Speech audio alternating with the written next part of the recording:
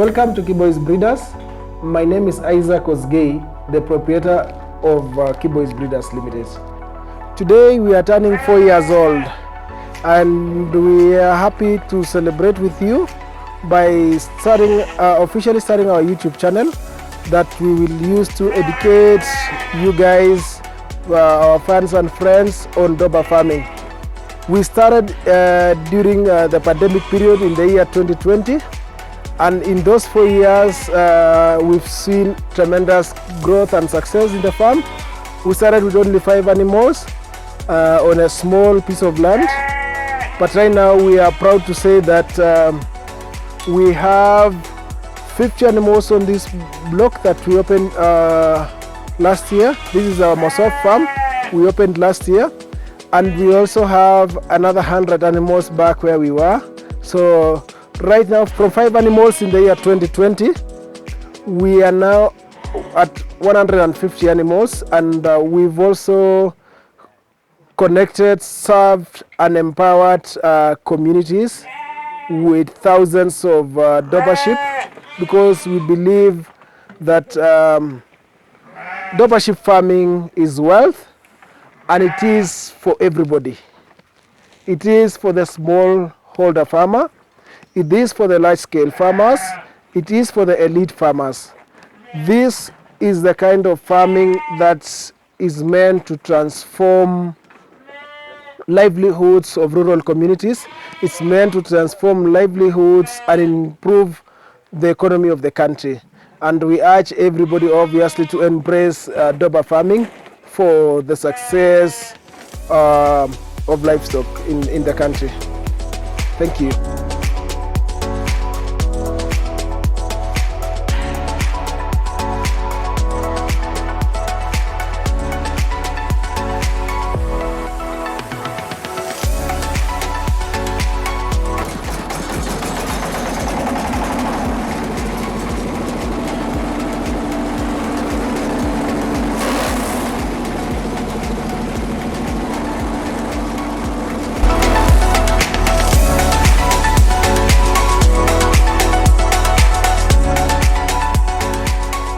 We specialize in Dorper sheep farming under zero grazing, Gala goat farming, free range, though that is best in a dry as semi-arid areas of Elgeyo Marakwet, and then we also do potato farming.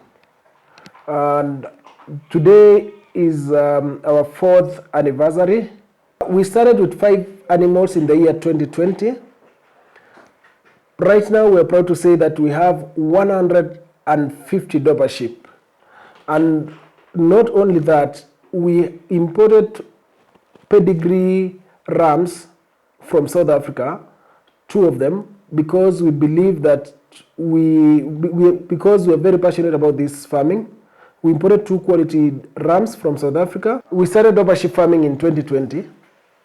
And because of the lockdown, it forced us to stay home. We couldn't move anywhere else, and we decided that the best way to spend time was to focus on an innovative enterprise that can generate income and at the same time make use of the valuable time at home.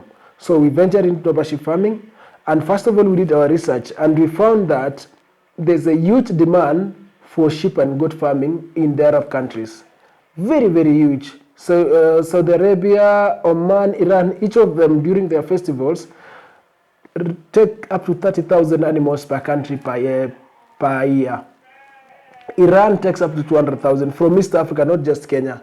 And the previous administration had already started those discussions, and we took advantage of that and realized that we could actually go full-time into breeding. And again, doing our research, we found that the markets out there require animals that on a minimum are 40 kilos. And what we found is that for the local farmers, the animals that they keep cannot get to that level. They are on 20 kilos and it takes them 2 years. So we decided then, what are other countries doing different? And we saw that, for example, South Africans are perfected on the journey, their breeding journey. They are able to produce top quality animals because they are keen on the breeding values of each and every breed that they focus on. And so we quickly then moved to South Africa, imported our 2 rams, and now started our journey to breed animals that can gain twice the weight at half the time. Dorper sheep rams can go up to 100. Our ram that you saw here is 140 kilos. Another one is 128 kilos as of last week. And you know, they keep changing. Obviously, when they serve, they drop a bit, then they increase again. So when you have an animal that is 140, 150 kilos, it means that if you're to slaughter that animal, you're going to get half of it as the meat, then the rest are obviously offals. So that means that you're going to get 70 kilos of meat from that ram if you were to slaughter. But obviously that is not the work of the ram that we imported. We imported the ram to change the genetics of the farm. A ram, as they say, is half the flock. So we imported that ram to change the genetics of the farm and improve the quality of our animals. And we've seen tremendous progress in the last 2 years when we started importing the rams. We are able to now produce very superior genetics that we have served farmers across the region. And we've also empowered so many youth as Kibois Breeders. And the kind of market that we've served is up to 5,000 animals. So the inspiration for me to venture into Dorper sheep farming was brought about by the fact that we saw a huge demand. And you know, as a young farmer, when you see that there's a place that you can make money, obviously you will focus on that. The other thing was we noted that the challenge from the importers, the place that we export, for example, if you were to take to Arab countries, the Gulf, they would want an animal that on the lower side is 45 kilos. And since the local breeds could only go to 40 kilos, 30 kilos, 35 at most, then we saw a very huge gap. And we decided that we're going to walk this journey to empower these farmers so that as a country we're able to produce high quality animals and focus on the breeding journey. Because we saw the gap in breeding across the region, and we also saw the lack of knowledge transfer. People do not know how to breed animals. You find someone using a ram that can produce young ones that the same ram will serve their offsprings and even their great grandchildren. And with that, it messes up with the quality of livestock. The growth rate will obviously go down, the production will go down, and all that has led us to where we are. And we saw that we could take advantage of that by training farmers and empowering them on this Dorper farming journey, so that when we get the demand and when there's a market, we're able to very quickly aggregate animals and supply farmers from across the region. This is the kind of feeds that we have for the animals. Once we do bone marrows and silage in the morning, this is the feed that we also have for them during the midday break. And so that's what we give.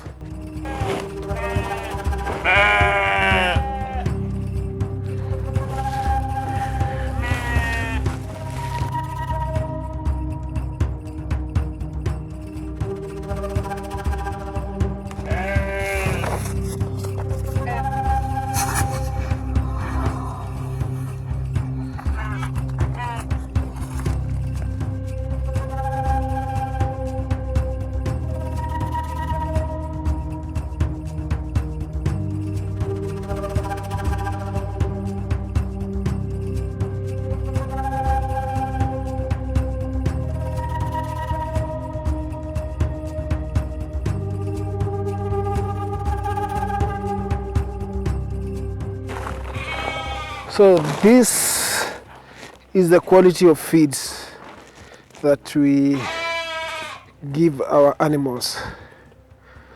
This is silage. We harvested in July of last year, and you can see with the 50 animals is enough to feed the animals in a day. One big bale like that. And this is Pomerots. So for Pomerots, we mix them in the morning with silage, and this is what we give our animals in the course of the from morning and also in the afternoon. And I'll explain as I mix the ratios. And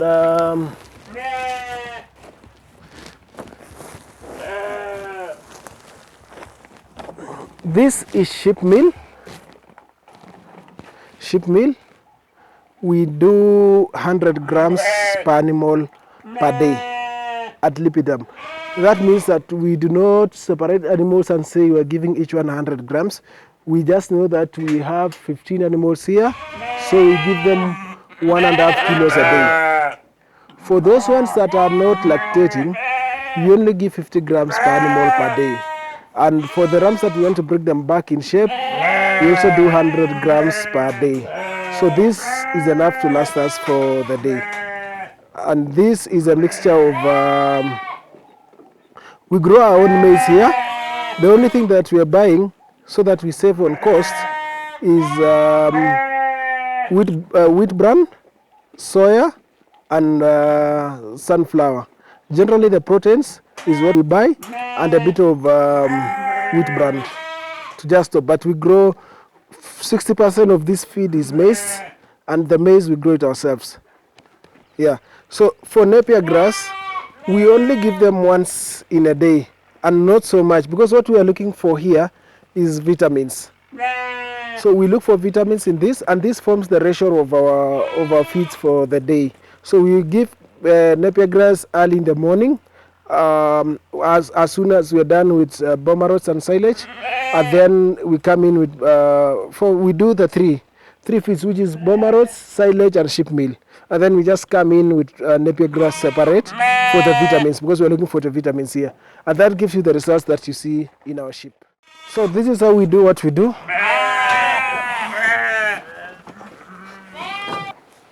So for our feeding ratio, we give Pomerots like this, and then mix the Pomerots with silage together. And once you mix, we also had sheep meal this way, and then we mix all of them together like this. We mix all of them together that way, and that ensures that the level is the quality is good, and this is a full ratio for the sheep. Once they have this in the morning, midday, and evening, we are done for the day. So each animal would do roughly 2 to 3 kilos per day, and that is enough good ration to last them for the day. And you can see the kind of results. And we come in with Napier grass later to add in on the Napier. And then for the young ones, I also want to show you something.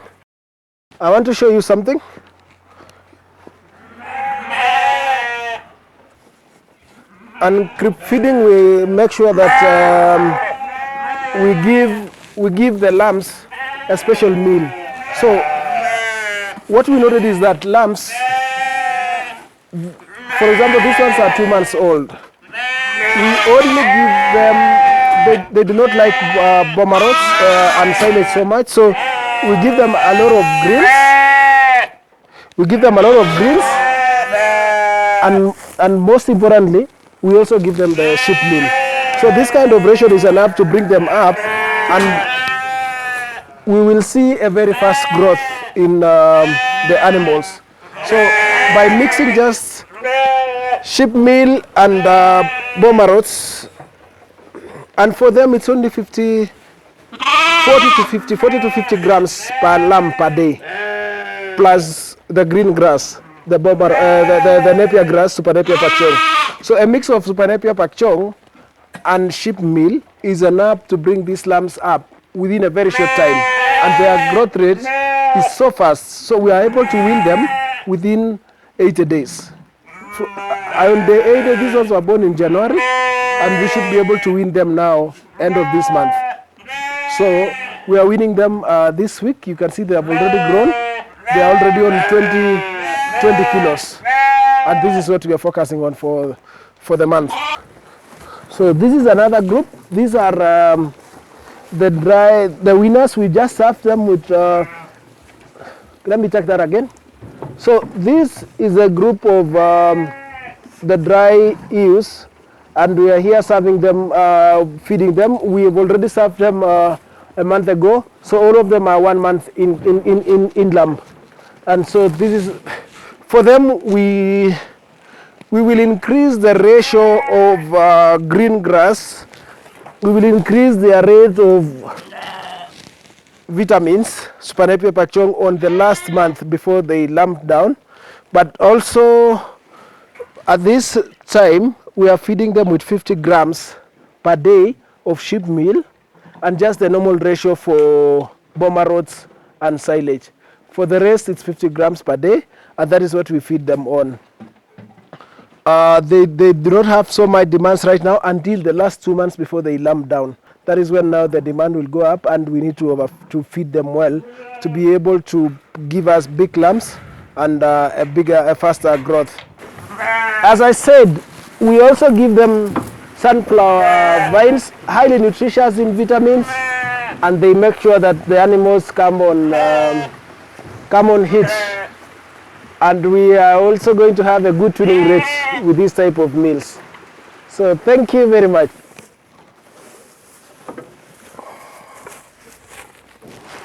So these two are the farm sires. We imported both of them from South Africa. And there's an interesting thing that I want to show you. So this is Trailblazer. He has not been serving, and he's very well in shape. And Nail Pickers here has just finished serving this group, and you can see there's a slight drop in the shape, and that is why we want to bring him back to shape. We're feeding them a good ratio to ensure that we bring them back to shape. And normally they only serve the ewes for 6 weeks and take a break of 6 weeks. So they only serve ewes for 6 weeks and take a 6 weeks break. Reason is we want to plan our breeding program. We do not want to have lambs a scenario where you wake up in the morning and you have lambs anyhowly unplanned. What we do is that we plan our breeding program in such a way that we serve all the animals within 6 weeks. After 6 weeks, we come back and allow the ram to take a break. We feed him well so that he gets in shape. Then we bring in another round of ewes again, which is around 40, because the ram normally serves 40 ewes per month, or rather in a breeding program of 6 weeks. So once we bring in a new group, then we are able to now have a system whereby every 2 months we get lambs, every 2 months we get lambing, and we are able to do all the other operations together. So thank you very much. One of the big challenges in Dorper farming is wireworms. There's an internal parasite called homuncus. It's the single biggest problem facing Dorper farmers, and most of the farmers do not even know how to get rid of it. So it took us a long time to actually get to understand how homuncus works, how it attacks the animals, how do you control it, how do you manage it in the fields.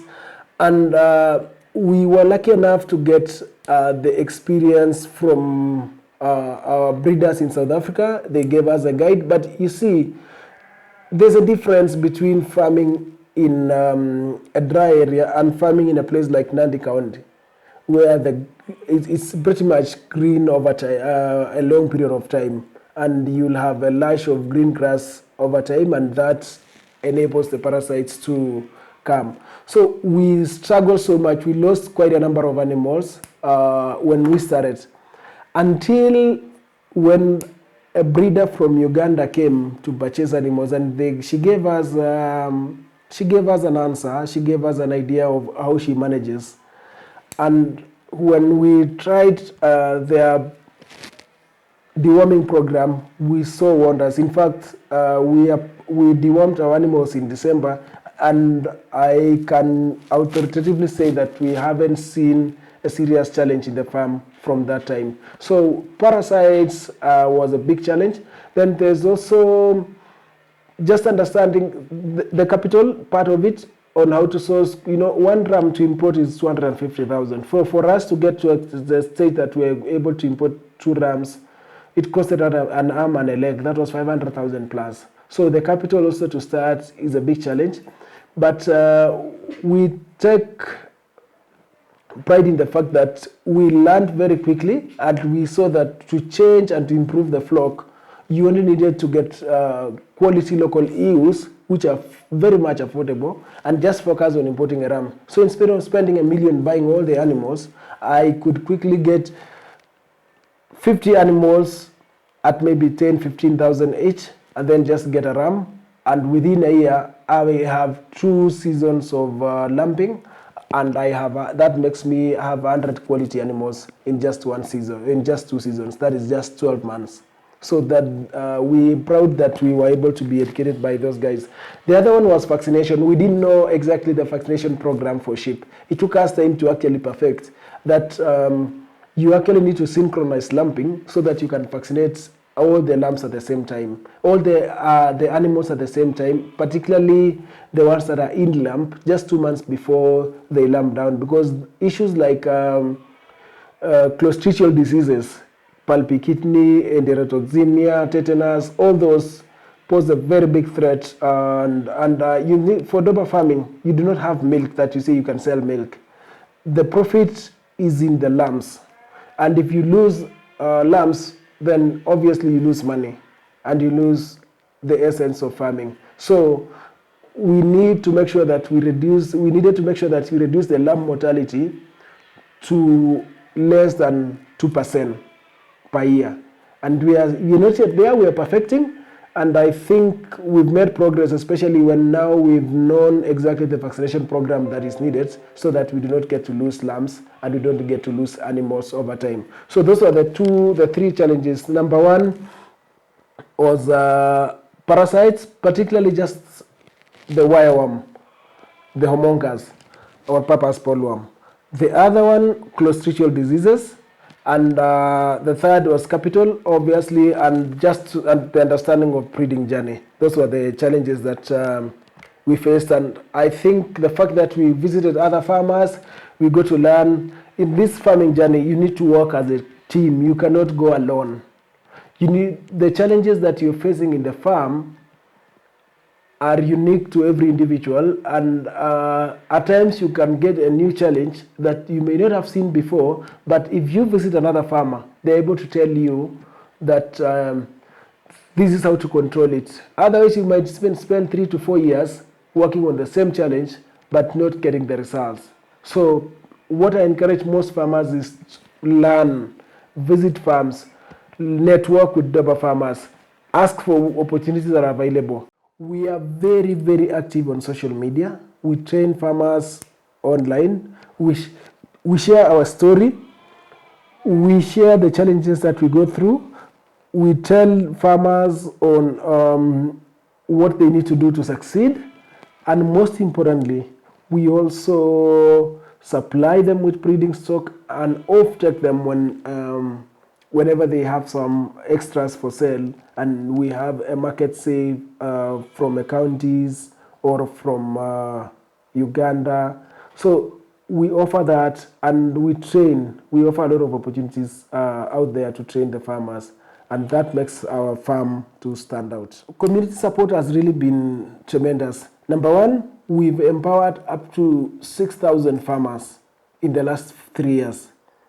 We are a 4-year-old company. We started with 5 animals, but because of the network with farmers across the region, we have successfully supplied 6,000 Dorper sheep to farmers in North Rift. We've empowered farmers in West Pokot County. We've empowered farmers in Nakuru. We've empowered farmers in Elgeyo Marakwet, Baringo, Turkana. And we have also just recently expanded to Northeastern. We've been to Kitui, we've been to also Machakos County, in Eastern rather, and we've also work with farmers in Kiambu, like Kipia areas. And 2 weeks ago, we've also supplied farmers in Kisumu, Trans Nzoia, and Bungoma. So those kind of farmers, we supply them with breeding stock, but whenever we have also other opportunities out there, we buy from them. We give them the first priority. We've partnered with institutions like GIZ to train and supply breeding stock to farmers. We've partnered with FAO recently, actually this year, to supply breeding stock to farmers. We've partnered with counties under the World Bank program, that is NARIC, and we've supplied farmers in quite a number of counties. And from last year, we've been partnering with breeders in Uganda through the Uganda Dorper Breeders Association to supply breeding stock to farmers. And we've, in the last 1 year, we've supplied 500 animals to Uganda. And locally, we've supplied, through those programs that I've just mentioned, we've supplied 5,000 animals. We've also partnered with institutions. We've worked with the likes of Kakuzi universities, Egerton and Maseno University. We've supplied them with breeding stock as well. The milestones that we've achieved in the last 4 years has been very tremendous. We've worked, as I said, we've empowered rural communities. We've seen an improve of livelihoods of smallholder farmers in rural areas like Lodwar, in rural areas like West Pokot and Elgeyo Marakwet, that we've seen people now able to educate their kids, because when we offer them breeding stock courtesy of the institutions, we also have an agreement that we offtake from them whenever there's demand, both for export and local, or especially in supply of breeding stock. So we buy from them at a very good price of 15 to 16,000 for the ewes, and that empowers our farmers. We've empowered the community. We've seen farmers able to build decent houses. We've seen our smallholder farmers able to send their kids to school, and we've started a serious revolution in this country. We've seen tremendous impact on improved livelihoods through Dorper farming. And I say without any fear of contradiction that this kind of venture is a very good business. It's a wealth creation opportunity, and the beauty with it, you do not need millions to start. Start with 5 animals like what we did 4 years ago, and learn, be hungry for information, go out there, and you will succeed. This is a wealth creation opportunity, and it is for everybody, not just one person. It is for the big and the small. It is for the rural farmer in Turkana. It is for Mama Chelagat in Elgeyo Marakwet County, that she acquired 2 Dorper sheep within 6 months. Those Dorper sheep, because we gave them in lamb, within 6 months, both Dorpers had given birth, and coincidentally, they both gave birth to twins. Then we looked for a ram, gave her a good ram to serve the animals. Then we bring it back. Again, it had twins. So in just 14 months, that farmer moved from 2 animals to 8 animals, and that is the kind of tremendous opportunities that we've seen over time, changing the communities. We've seen in terms of sustainability, Kibois Breeders really values. For example, we use simple structures, we use simple materials for the structure, and we harvest manure, take it to the farm, ensure that we use our own in-house manure to produce the grasses. We also use it in our bomber rods field, and we've seen the community growing. And I think the other aspect about sustainability especially is the community empowerment, that we are able to actually produce quality animals, and we also offering the market to these farmers. So access to markets is a big program, and this is going to stay on and last for a long time. and obviously improving the livelihoods of farmers in a very sustainable way. Kibois Breeders has an aspiration. We're very ambitious. We want to grow this company to be the best breeder in Eastern Central Africa. We've already started serving farmers in Uganda, but our target is to go to 500 animals. By 2026, we will be having 500 quality animals. And not just that, we will also be able to now comfortably supply quality rams to farmers across the region and to also institutions. So we are very proud to say that we are on the right track, and we are going to actually support and serve communities from this area. Our message to aspiring entrepreneurs: the key to success is in consistency. You need to remain consistent in spite of the challenges as you do your farming. So one of the issues that we've had, for example, was during that learning journey, we lost quite a number of animals to the diseases that I just mentioned earlier, and we did not give up. If we were to give up, we would not be where we are. Dorper farming has really changed our lives. It's $1 million industry and the potential is still out there. The potential is huge. It's untapped. With Dorper, if you start with a minimum of 25, for example, if you want to do commercial, you can start with 25 animals. Those 25 animals, you will be at 75 animals in 14 months before you even add in the twins. You'll be at 75 animals. If you go for quality genetics, if you go for quality rams, it means that each of those animals will not sell below 20,000. So even if you sell 50 animals and you still remain back to your 25, you will be making $1 million a month. So you can work on the math and see that this is a high potential business. We want the youths to take it up. We want farmers across the country to take it up. And we're very grateful for the support of the Ministry of Agriculture and the support of the presidency. Of course, he's really passionate about agriculture, and we've seen him supporting even a farm as small as Kibois Breeders. And we know that if you do something with good out there, and you take advantage of technology, take advantage of social media, market your products, be it Dorper farming, be it potato farming, you're going to go far. The only thing that is required is that you remain consistent and quality. Never compromise on quality. If you give quality animals, then the market will always come back. The referrals will be huge. It will create a very big ripple effect. And you are able to actually dictate the kind of price that you're going to sell. If you grow quality potatoes, you're going to dictate the price that you're going to sell. And you're going to sign contracts with other farms, other organizations and businesses that will support taking that kind of produce. So remain consistent, focus on quality, and learn. We know that there has been a lax in support, especially through when agriculture was developed.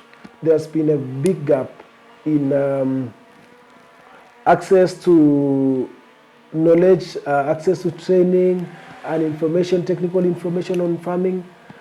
But if you visit farmers, there are farmers out here. We are even we're not yet there, and we keep learning. Even with the level that we are in right now, we still visit so many Dorper farmers, even the upstarting ones, to just learn something small from them. What exactly are they doing? How different are they doing? How different is the guy starting today doing his enterprise? So please visit other farmers to learn, to share information on market, to share information on production, and to share information on hacks on how to succeed in Dorper farming. Embrace technology. I do not stay in this farm. I actually come here once a week, but I'm able to follow through the use of CCTV. So I'm able to follow and actually direct the farm operations on a minute-by-minute basis. I only come here on weekends, on Friday evening, Saturday I'm here, and Sunday. Then All the other days I'm busy doing other things, but I'm able to actually follow the operations of the farm on a minute-by-minute basis and direct. So let's embrace technology in marketing our animals and our farm produce. But again, let's also embrace the use of technology, the use of CCTV to also just monitor farm operations and manage the activities that we do. Thank you very much, and we look forward to seeing you in future as we start our training lessons. We will have trainings on a number of key areas. So just subscribe to our YouTube channel, follow Kibois Breeders, and get to learn. Thank you very much, and may God bless you.